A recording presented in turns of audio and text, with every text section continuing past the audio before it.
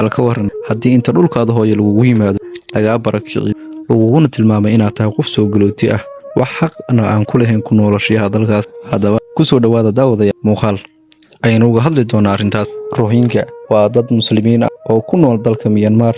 dadkan ayaa ah hadda dad laga tiro badan yahay, laakiin waa dadka asalka ah ee dalkaas u dhashay.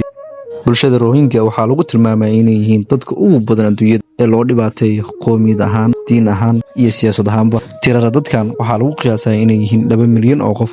Rohingya waxaa loo diiday inay qaataan dhalashada dalka ilaa 1982 markaas oo loo aqoonsaday inay yihiin dad aan wadan lahayn.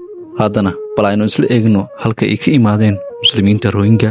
dadkani waxa ay ku noolaayeen dalka Myanmar ilaa iyo qarnigii 12aad, taas oo laga soo xigtay taariikhyahano Rohingyaan ah intii lagu guda jiray 24 sano ee uu maamulayay ama uu gumaysanayay Britishku Myanmar. waxaa jiray tiro muhaajiriin shaqaale ah kuwaas oo ka soo haajiray India iyo Bangladesh. sababtoo ah maamulka Britishka ee xukumayay Myanmar wuxuu u hoostagayay India.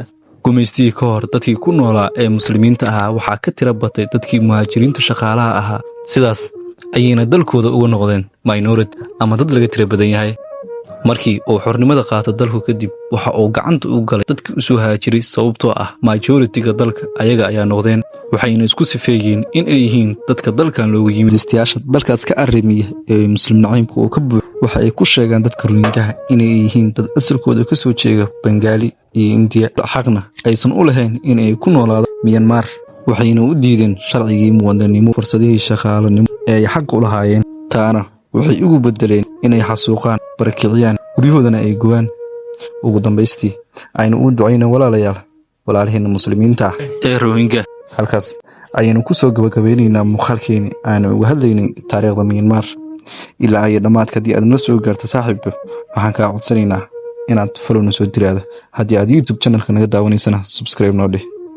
waxaan ku leeyahay doqoni kuma salaantee. assalaamu calaykum.